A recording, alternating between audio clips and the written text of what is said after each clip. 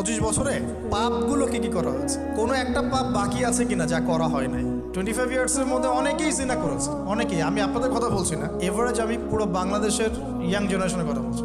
25 বছরের ইয়াং এই প্রজন্মটা, এই লেটেস্ট যে প্রজন্মটা, এদের অনেকেই জিনা করেছে, বিবাহ বহির্ভূত সব। এবং আমরা এখন জেনাকে অনেক সময় উস্কেও দেই, আমরা অনেক সময় এটাকে প্রমোটও করি, আমরা এটাকে ফ্যাশনও মনে করি। আমাদের ঢাকায় মানুষ বলে যে তোর গার্লফ্রেন্ড নাই, এটাই হচ্ছে ওদের কাছে অবাক করা বিষয়। সবাই ঘুরে, ঈদের দিন তুই ঘুরতে পারিস না? আমাদের ফ্যামিলির মধ্যে একজন বলতেছে তার মেয়েকে, সবাই ঈদের দিনে বাইরে যায়, তুই যেতে পারস না? ঢাকায় এভাবে কথা। আমরা এটাই ফ্যাশন, মানে আমরা জেনাকে উস্কেও দিচ্ছি। তার মানে 25 বছর আমরা অনেকে জেনাও করেছি। মাদকের সাথে সম্পৃক্ত কত পার্সেন্ট ইয়াং জেনারেশনে আমাদের দেশে? ক্যালকুলেট করেন, আপনি গুগল করেন, দেখেন কত পার্সেন্ট আমাদের দেশে মাদক সেবন করে। ইভেন এখন কিশোর গ্যাং বের হয়েছে, কিশোর গ্যাংয়ে অনেক যুবকরা যায়, অনেকে রাস্তাঘাটে মারামারি করে, অনেকে পলিটিক্যাল দলাদলির মধ্যেও আছেন অনেকেই, এবং এখানে ভাই ভাই রক্ত ঝরাই। উভয় মুসলিম, কিন্তু উভয় মুসলিম, জুমার দিন একসাথে নামাজ পড়ে। তাহলে এটা কোন দর্শন যেটা আমার ভাইকে শত্রু বানিয়ে দিল, আর পশ্চিমারা গাছের আড়ালে বসে বসে হাসছে? কারণ এই দর্শনগুলো তো ওরাই দিয়েছে। তো 25 বছরের পাপগুলো একটু ক্যালকুলেট করি। প্রিয় দিনী বোন, একটু হিসাব করবেন যে 25 বছর আপনি কতদিন পর্দা করেছেন, কত 25,000 মানুষ আপনার চেহারা দেখেছে কিনা। এই 25 বছরে কত হাজার মানুষ আপনার চেহারা দেখেছে। আর ছেলেরা আপনাকে দেখলে কখনো চেহারা সুরত দেখেন। বেগানা নারীর দিকে একটা ছেলে যখন তাকায় এবং সেক্সুয়াল ডিজায়ার নিয়ে তাকায়, তখন সে চোখ দিয়ে তাকে রেপ করে। ভেরি সরি টু সে যে আপনি প্রচুর চোখ দিয়ে রেপড হয়েছেন প্রিয় দিনী বোন। অনেকেই আপনাকে চোখ দিয়ে রেপ করেছে, আপনি বুঝতেই পারেন নাই। এই 25 ইয়ার্স আমরা অনেক কিছুই করেছি, অনেক কিছু করি নাই। এখন একটু আজকে সাদা একটা কাগজ নিয়ে আমরা একটা হিসাব করব যে আমরা 25 বছরে কি কি করেছি, কি কি করি নাই, কি কি পাপ করেছি, কি কি করি নাই, কি কি পুণ্য করেছি, কি কি করি নাই। আমি আগে মনে করতাম যে একটা খালেস তওবা ইনশাআল্লাহ আল্লাহ পাক সব মাফ করে দিবেন। আসলে আল্লাহ পাক মাফ করেই দিবেন, কিন্তু ভিতর থেকে স্যাটিসফাই হতে পারবেন না আপনি। এখন যদি আপনি এখান থেকে আমার এই লেকচারটা শুনে আল্লাহর ওলি হয়ে যান এবং আপনি বড় মুহাদ্দিস, মুফতি, দিনের বড় দায়ী ইলাল্লাহ, বড় পলিটিশিয়ান, বড় ইঞ্জিনিয়ার, মানে যারা ওয়ার্ল্ডকে ইসলাম স্ট্যাবলিশমেন্টের দিকে নেতৃত্ব দিচ্ছেন, এমনও মানুষ যদি আপনি হয়ে যান, আপনি এই 25 বছরের ঋণটা শোধ করতে পারবেন। এই 25 বছরের ঋণ আপনাকে প্রতিনিয়তই ভিতরে ঢুকিয়ে মারবে, যেটা আমাদেরকেও মারে ভিতর থেকে। যে আমরা যদি আগে থেকে বিষয়গুলো বুঝতাম, যদি আরও আগে থেকে স্টাডি করতে পারতাম, আরও বেশি যদি আমি আলেম ওলামার সাথে মিশতে পারতাম, আরও যদি বেশি গভীরে যেতে পারতাম, তাহলে কতই না ভালো হতো। তো আমি আশা করি কথাগুলো আপনাদের কলিজায় পৌঁছাবে ইনশাআল্লাহ। এখন লাইফের এটা সবচেয়ে ভাইটাল পার্ট। এই সম্পর্কে আমি জাস্ট 2টা হাদিস বলে আস্তে আস্তে কনক্লুশনের দিকে যাচ্ছি। নবী সাল্লাল্লাহু আলাইহি ওয়াসাল্লাম বলছেন যে 7 শ্রেণীর মানুষকে আল্লাহ পাক কিয়ামতের দিনে আরশের ছায়া দিবেন। কত শ্রেণী ভাই? তার মধ্যে সেকেন্ড শ্রেণীটা হচ্ছে সেই যুবক নাশাআ ফি ইবাদাতিল্লাহি তাআলা, যে আল্লাহ পাকের ইবাদতে তার যৌবনকালটা কাটিয়ে দিয়েছে। এখনো বাকি আছে আপনার সামনে। যৌবনকাল কতটুকু? হয়তো 15 to 40। তার মানে এখনো 40 বা 50 বছর পর্যন্ত আপনার যৌবন টিকে থাকবে ইনশাআল্লাহ, যদিও বা এই যুগে থাকে না। আমরা তো ফ্যান্টাসিতে ভুগি অনেক সময়, 4টা বিয়ে। বাস্তবতা হচ্ছে এই যুগে একটাই ডিফিকাল্ট। একজনকে সন্তুষ্ট করে কি ডিফিকাল্ট। এখন সেই যুগ না তো। আমরা তো হর্স রাইড করি না, আমরা তো এক্সারসাইজ করি না, আমরা তো এখন অনেকে খেলিও না। আমরা ফাস্ট ফুড খাই, আমরা হাইজেনিক খাবার খাই না, আমরা আগেকার মানুষদের মতো অনেক কিছুই করি না। এনভায়রনমেন্ট নষ্ট হয়ে গেছে, পলিউশন আছে, সব মিলে এখন আমাদের যৌবন যে 50 বছর পর্যন্ত থাকবে, এটা নিশ্চয়তা দেওয়া যাচ্ছে না যদি আমরা বেঁচেও থাকি। আর কত যুবক যুবতী ভাই বোন যে যৌবনকালেই চলে যায় তার তো ঠিক নাই। প্রিয় দিনী ভাইয়েরা, আমরা আলোচনা এই বিষয়ে আমি 2টো হাদিস বলার নিয়াত করেছিলাম। তো প্রথমটা শুনিয়েছি মোটামুটি, সেটা হলো নবী সাল্লাল্লাহু আলাইহি ওয়াসাল্লাম বলেছেন যে কিয়ামতের মাঠে আল্লাহ রাব্বুল আলামিন যে 7 শ্রেণীর মানুষকে তার আরশের ছায়া দিবেন, তার মধ্যে তৃতীয় শ্রেণী হচ্ছে সেই যুবক যে তার যৌবনকালটাকে আল্লাহর পথে উৎসর্গ করেছে বা কাটিয়ে দিয়েছে। আরেকটা হাদিস যেটা বলতে চাচ্ছিলাম সেটা হলো, কিয়ামতের মাঠে 5টা প্রশ্ন হবে, স্পেশাল 5টা প্রশ্ন, যে 5টা প্রশ্নের উত্তর না দেয়া পর্যন্ত কাউকে ছাড়া হবে না। তার মধ্যে প্রথম প্রশ্নটাই হচ্ছে তোমার জীবন কোন কাজে কাটিয়েছো, এবং দ্বিতীয় প্রশ্ন হচ্ছে তোমার যৌবন কোন কাজে কাটিয়েছো। সো আমি বলছিলাম আপনাদেরকে যে যৌবন কালটাকে যদি আমরা আল্লাহর পথে কাটাতে পারি, ইনশাআল্লাহ তাআলা আমাদের এই যে উদ্দেশ্যটা, যে নিজেরা দিন পালন করব, নিজের পরিবারের মধ্যে প্রতিষ্ঠা করব, আমাদের সমাজে দিন ইসলামের দাওয়াতি কাজ করব, যেখানেই থাকি সৎ থাকব, একদিন ইনশাআল্লাহ দিন আবার বিজয়ী হবে, এই যে স্বপ্নগুলো, এগুলো বাস্তবায়িত হবে ইনশাআল্লাহ তখনই যখন আমরা নিজেরা পরিবর্তিত হয়ে সমাজের জন্য ভালো কিছু বয়ে নিয়ে আসবো ইনশাআল্লাহ। আমি জাস্ট কয়েকটা পয়েন্ট আপনাদের সাথে একটু শেয়ার করে শেষ করে দিব, যে এখন থেকে কিভাবে আপনারা বা আমরা আমাদের যৌবনটাকে আল্লাহর পথে কাটাতে পারি। প্রথম যে পয়েন্টটা আমি লিখে নিয়ে এসেছি সেটা হলো, আমি একটু বলেছিলাম যে আমাদের নিজস্ব খসড়া একটা আমলনামা তৈরি করতে হবে আর কি। আজকে আমরা সেটা করতে পারি বাসায় গিয়ে, যে আমরা যদি আমাদের গড় আয়ু হয় 60 বছর, তাহলে আমরা এখন কতটুকু সময় পেতে পারি, আর এই সময়টুকুর মধ্যে আমাদের টার্গেট কি, আমরা আসলে কী চাচ্ছি, কী অ্যাচিভ করতে চাই, যা চলে গেছে এই সময়টুকুর মধ্যে আমরা কিভাবে আল্লাহর রহমত পাবো, ক্ষমা পাবো কিভাবে। যা চলে গেছে এর মধ্যে অনেক নামাজ কাজা থাকতে পারে, রোজা কাজা থাকতে পারে। অনেক সময় এমন হতে পারে যে আমরা অন্যের হকও নষ্ট করেছি। প্রথম যে কাজটা করা উচিত সেটা হলো খালেস তওবা। 1 নাম্বার, তাহলে আমরা বলতে পারি যদি আমরা এখন সংকটগুলো চিহ্নিত করে সমাধানের পথে হাঁটতে চাই, তাহলে আমাদের যৌবনটা আল্লাহর পথে উৎসর্গ করা ছাড়া কোনো অপশন নাই। উৎসর্গ বলতে আমি বোঝাচ্ছি কাটিয়ে দেয়া, আল্লাহর ইবাদত করে কাটিয়ে দেওয়ার কোনো বিকল্প নাই। তার জন্য প্রথমত আমাদের নিজেদের জীবনের কৃতকর্মগুলোর হিসাব নিকাশ মেলাতে হবে, 1 নাম্বার। আর 2 নাম্বার হচ্ছে বিশুদ্ধ তওবা করে আল্লাহর পথে ফিরে আসতে হবে। বিশুদ্ধ তওবা কিভাবে করবো এটা আমরা অনেকে বুঝি না। অনেকে মনে করি যে মুখ দিয়ে জাস্ট আস্তাগফিরুল্লাহ বললেই হয়তো তওবা হয়ে যায়, বিষয়টা এমন নয়। বিশুদ্ধ তওবা হচ্ছে আপনি আল্লাহর দিকে পরিপূর্ণ অভিমুখী হবেন, রুজু করবেন, এর নাম হলো বিশুদ্ধ তওবা। যে পাপগুলো করেছি এগুলোর জন্য ক্ষমা চাওয়া, এই পাপগুলো কোনোদিন করব না এরকম প্রত্যয় ব্যক্ত করা, আর যদি অন্যের সাথে সম্পৃক্ত কোনো হক থেকে থাকে সেটা ফেরত দেওয়া। তো আমরা আজকে গিয়ে সুন্দর করে ওযু করে 2 রাকাত নামাজ পড়তে পারি। 2 রাকাত নামাজ পড়ে আমরা আল্লাহকে বলতে পারি যে আস্তাগফিরুল্লাহাল্লাযী লা ইলাহা ইল্লা হুয়াল হাইয়ুল কাইয়্যুম ওয়া আতুবু ইলাইহি। আল্লাহ, আমি আমার জীবনের এই যে একটা বড় সময় তোমার থেকে দূরে ছিলাম, নামাজ কাজা হয়েছে, রোজা কাজা হয়ে গেছে, চোখের হেফাজত হয় নাই, জিনা হয়ে গেছে নাউযুবিল্লাহ, মাদকের সাথে সম্পৃক্ত ছিলাম নাউযুবিল্লাহ, আমরা মিউজিক্যাল ইনস্ট্রুমেন্ট প্লে করেছি, ইত্যাদি ইত্যাদি। এগুলো থেকে আল্লাহ আমরা আজকে তোমার কাছে তওবা করছি, ক্ষমা চাচ্ছি, এবং আগামী দিনগুলোতে তোমার হুকুম আহকাম মেনে চলার তৌফিক চাচ্ছি। 2টো জিনিস খুব প্রয়োজন, একটা হলো তৌফিক, একটা হলো দোয়া। আপনার প্রচেষ্টা আল্লাহর কাছে দোয়া করতে থাকা এবং আল্লাহর কাছে তৌফিক কামনা করতে থাকা। আল্লাহ পাক যাকে ইচ্ছা তাকে তৌফিক দিয়ে থাকেন, আল্লাহ রাব্বুল আলামিন যাকে ইচ্ছা তাকে তৌফিক দিয়ে থাকেন। যে আল্লাহর কাছে যত বেশি চাইবে আল্লাহ পাক তত বেশি দিবেন ইনশাআল্লাহ। এই জন্য চেয়ে নিতে হবে, প্রথমত চেয়ে নেবেন যে আল্লাহ আপনি আমাকে তৌফিক দিন যাতে করে আমি আমার পুরো জীবনটাকে আপনার ইবাদতে কাটাতে পারি, আরও সে ছায়া পেতে পারি।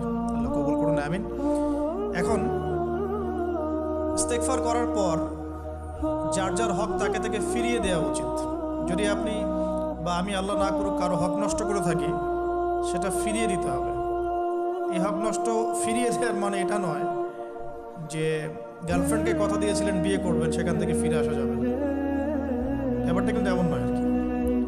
এরকমও প্রশ্ন আমাদের কাছে অনেকে করেছেন যে আমি তো আমার গার্লফ্রেন্ডকে কথা দিয়েছিলাম যে আমি তোমাকে ছাড়া আর কাউকে বিয়ে করব, তো এখন কি আমি ফিরে আসলে, তওবা করে ফিরে আসলে কি এর জন্য আল্লাহ আমাকে ধরবেন কি?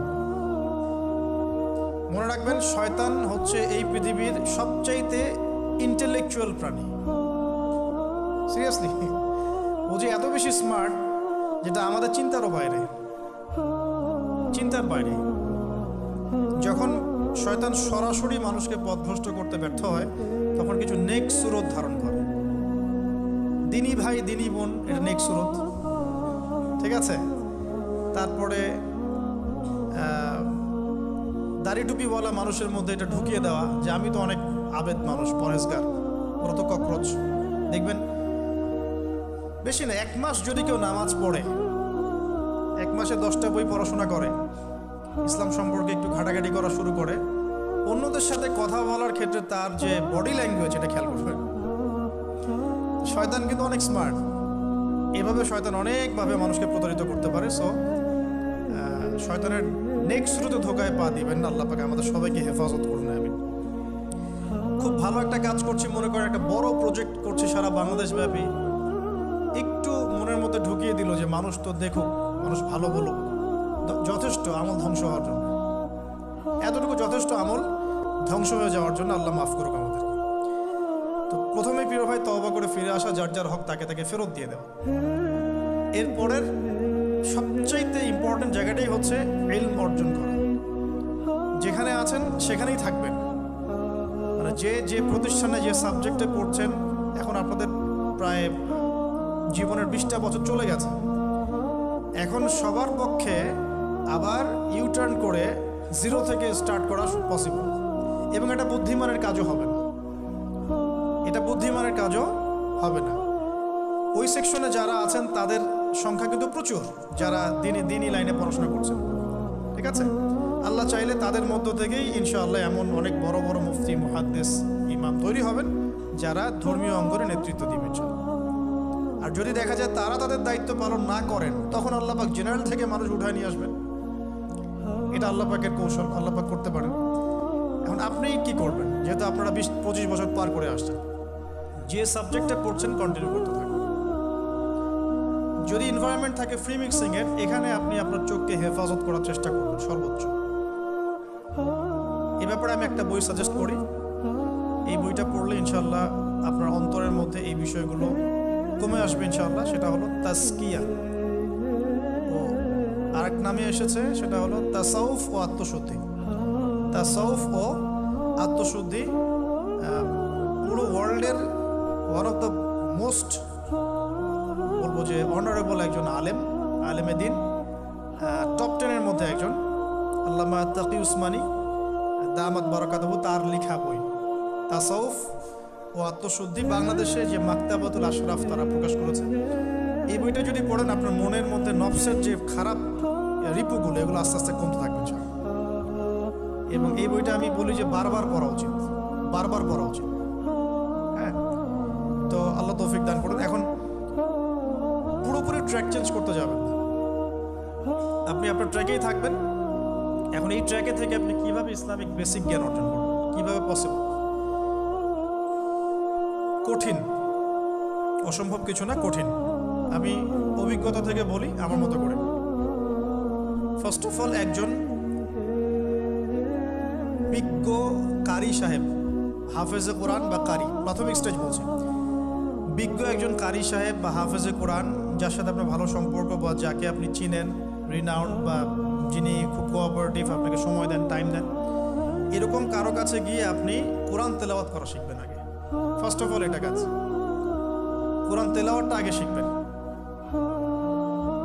আমি তো যে দুঃখ করে বলি, কষ্ট করে বলি যে আমাদের এই দিনী অঙ্গনে এমন অনেক মানুষ আছে যারা ইভেন কোরআন রিসাইট পর্যন্ত করতে না পেরেও অনেক বড় বড় জায়গায় অভিনয় করেন, দিনিয়াতের অভিনয় করে যান, নিজের সাথে অভিনয় করে যান। অনেক সময় উদ্ধতা বশত বড় বড় আলেমদেরকে বাহাসের জন্য চ্যালেঞ্জ করে থাকে, অথচ কোরআন তেলাওয়াত শুদ্ধ না। কোরআন তেলাওয়াত শুদ্ধ না মানে নামাজই হচ্ছে না। কোরআন তেলাওয়াত শুদ্ধ না মানে কি? নামাজ হচ্ছে না। কবুল করার মালিক তো আল্লাহ, শর্ত তো এটা। কবুল করার মালিক তো আল্লাহ। আল্লাহ পাক চাইলে কেউ এক ওয়াক্ত নামাজ না পড়লেও তওবা করে ফিরে আসছে মওতের আগে, হয়তো আমরা জানি না, আল্লাহ মাফ করে দিয়েছেন, হতে পারে না? এটা তো শর্ত, কোরআন তেলাওয়াত তাজবিদের সাথে শিখতে হবে। তো এখানে যদি একজন আলেম থাকেন, একজন কারি থাকেন, হাফেজ থাকেন, তার কাছে আপনারা ব্যাচ করে পড়লেন, অথবা সে যদি কোনো ইনস্টিটিউট খুলে সেখানে আপনারা একটু সময় দিলেন, বা যারা পড়তে জানেন আবার মস্ক করে নিলেন। ফজরের পর 1 ঘন্টা, সপ্তাহে 3 দিন, 3 মাস এনাফ। ফজরের পর 1 ঘন্টা, সপ্তাহে 3 দিন, আপনার 2 থেকে 3 মাস যথেষ্ট। কোরআন তেলাওয়াত আপনি শিখে ফেলবেন ইনশাআল্লাহ। এটা প্রথম কাজ। এটা না করে পরের কাজগুলো আসলে পসিবল না।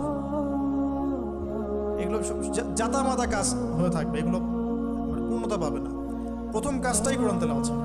এরপরে আপনার অনেকে তাবলিগ জামাতে সময় দেন, সময় দিবেন। অনেকে দেখা যায় যে বাসায় দিনই বই পুস্তক পড়েন, এগুলো পড়বেন, ঠিক আছে। অনেকে হাদিসের বইয়ের যে অনুবাদগুলো হয়েছে এগুলো পড়বেন, সমস্যা নেই। কিন্তু কোরআন তেলাওয়াত অবশ্যই শিখবেন। তারপরে আপনি যদি এখান থেকে বের হওয়ার পরে বা রানিং অবস্থাতেও যদি সময় বের করতে পারেন, তাহলে মাদ্রাসা অঙ্গনের কোনো আলেমের সহবতে গিয়ে আপনি অ্যারাবিক ল্যাঙ্গুয়েজ এবং অ্যারাবিক গ্রামার শিখবেন। এটা হলো আপনার শেখার লেসন 2, কোরআনের পর শেখার লেসন 2। অ্যারাবিক ব্যাকরণ, অ্যারাবিক গ্রামার এবং অ্যারাবিক ল্যাঙ্গুয়েজ ছাড়া কোরআনের তাফসির, তর্জমা এগুলো বোঝা যায় না। যে যাই বলুক, এটাই ফুল স্টপ কথা। তাফসির আপনি তো বঙ্গানুবাদ দেখে অনেক কিছু বুঝতে পারেন ঠিকই। আল্লাহ পাক বলেছেন সুদ খেও না, জেনার ধার কাছে যেও না, এগুলো কমন মেসেজ, সেগুলো সবাই নিতে পারে। একজন অমুসলিম ভাইও ওইটা যদি বাংলা পড়তে পারে, সেও বুঝতে পারবে কি বলতে যাচ্ছেন আল্লাহ পাক। অ্যারাবিক ল্যাঙ্গুয়েজ, অ্যারাবিক গ্রামারের ভিতরে না ঢুকলে আপনি কোরআনের ভাষাটাকে ধরতে পারবেন না। আল্লাহ পাকের যে মানে ঐশী গ্রন্থের বালাগাত, এটা আপনি বুঝতে পারবেন না।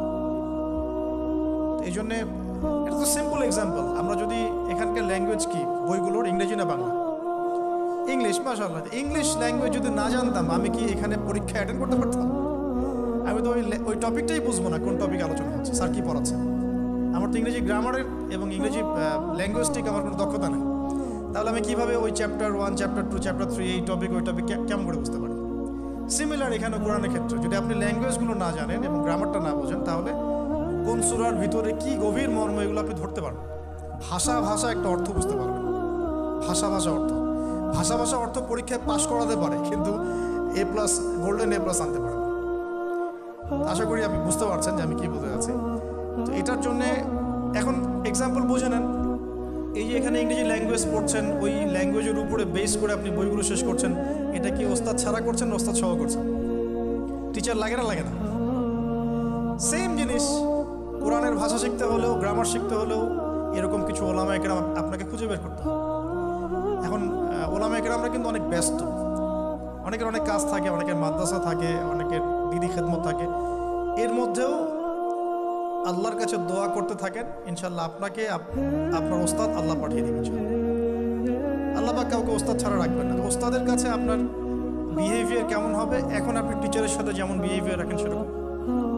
তিনি সবক দিবেন, আপনি সেটা ভাষায় কভার করবেন, নতুন পড়া নেবেন, আবার পড়া দিবেন। এইভাবে আস্তে আস্তে 4-5টা ক্লাসিক্যাল অ্যারাবিক গ্রামারের বই যদি কভার করতে পারেন, ইনশাআল্লাহ আপনি কোরআনের এই যে আলহামদুলিল্লাহি রাব্বিল আলামিন পড়ছেন, অর্থটা নিজেই বুঝতে পারবেন। হ্যাঁ, যালিকাল কিতাব লা রাইবা ফিহি হুদাল লিল মুত্তাকিন পড়ছেন, আপনি নিজেই বুঝতে পারবেন যে আল্লাহ পাক কি বলছেন। এই যোগ্যতাটা অর্জন না করলে সত্যিকার অর্থে আমরা যে কোরআনিক সমাজ যেটা বলি আর কি বড় গলায়, এটা আসলে বাস্তবায়িত হবে না, আমার মত। আর এরপরে আপনি আরও উঁচু লেভেলে যদি পড়তে পারেন, যে পড়াশোনা শেষ, আপনার জব সেকশন নিশ্চিত, আপনার সময় আছে মাশাআল্লাহ। এখন এই সময়ের মধ্যে আপনি চাইলে হাদিসের যে কিতাবগুলো, হাদিসের বেসিক কিতাবগুলো মোতালা করতে পারেন। যে কাজটা আমি এখন করছি, হাদিসের বেসিক কিতাবগুলো আপনি মোতালা করতে পারেন। এটার জন্য অ্যারাবিক এবারত পড়ার যোগ্যতা অর্জন করতে হবে। এটা কি জিনিস? এটা হচ্ছে জবর জের পেশ ছাড়া আরবি পড়ার যোগ্যতা। এখন যে কোরআন তেলাওয়াতটা আপনি শিখবেন, সেটা হচ্ছে জবর জের পেশ দেয়া কোরআন আপনি পড়বেন, তাই না? কিন্তু হাদিসের যে বইগুলো আছে, এই বইগুলোর মধ্যে কিন্তু কোনো জবর জের পেশ দেয়া থাকে না। মৌলিক কিতাবের কথা বলছি, মৌলিক যে বইগুলো। অনেকে মনে করেন অনুবাদ করা বইগুলোই মনে হয় মূল বই, এগুলো হচ্ছে ওই বইগুলোর অনুবাদ, আংশিক অনুবাদ, পুরোপুরি অনুবাদ নয়। মূল বইগুলো পড়তে হলে এবারও পড়ার যোগ্যতা অর্জন করতে হবে। এটা level 3 Arabic grammar, Arabic language শেখার পর এই লেভেলে মানুষ যায়। তাহলে একটু ধাপগুলো চিন্তা করতে থাকেন, কোন ধাপে গিয়ে কোন বইগুলো পড়তে হয়। আর অনেক সময় আমরা কি উদ্ধত আচরণটাই না করি হুজুরদের সাথে, আলেমদের সাথে, স্কলারদের সাথে। বিকজ আমাদের সামনে একটা চমৎকার প্ল্যাটফর্ম আছে ফেসবুক, তাই না? এখানে তো মানে রাত দিন, দিন আর রাত একে, রাতকে দিন বানানো যায়, দিনকে রাত বানানো যায়। হ্যাঁ, এখানে ওই যে আলোর প্রতিসরণের মতো হয় আর কি, সাইজ এতটুকু, বিম্ব হবে এত। তো আল্লাহ মাফ করুক আমাদেরকে।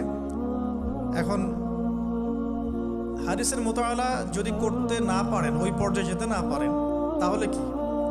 তাহলে ওই হাদিসের মধ্যে যে কিতাবগুলো বাজারে অনুবাদ হয়েছে ওগুলো পড়তে হবে। যেমন অনুবাদ হয়েছে ফয়জুল কালাম, ফয়জুল কালাম একটা হাদিসের কিতাব, মাদ্রাসায় পড়ানো হয়। এর মধ্যে চমৎকার অনেকগুলো হাদিস আছে, প্রায় সম্ভবত 1000-এর বেশি হবে। এরপরে মোতালা করতে পারেন আপনি মিশকাতুল মাসাবিহ, এই বইটাও অনুবাদ হয়ে গেছে, এটাও ভালো কিতাব মাশাআল্লাহ। এরপরে আছে রিয়াদুস সালেহিন, এটাও একটা চমৎকার কিতাব।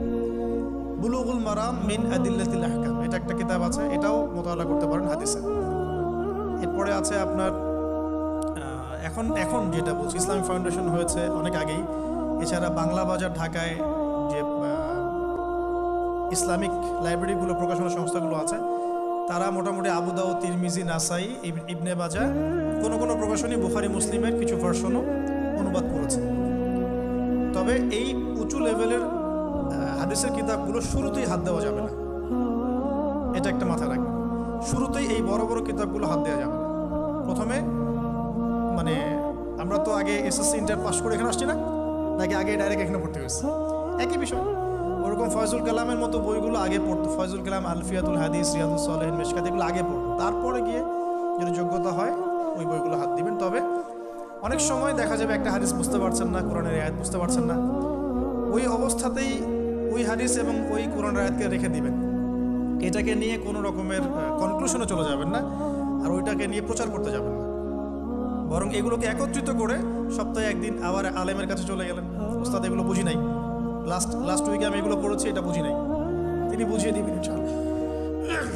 এগুলো পড়াশোনা। এর পাশাপাশি আমি বলছি বিষয়ভিত্তিক ইতিহাসের বই চলে আসছে, ইসলামের ইতিহাসের বই চলে আসছে, তারপরে সিরাতের অনেক বই বাজারে চলে আসছে, প্রায় 40-45টা বই পাওয়া যায় সিরাতের এখন বাংলাদেশে।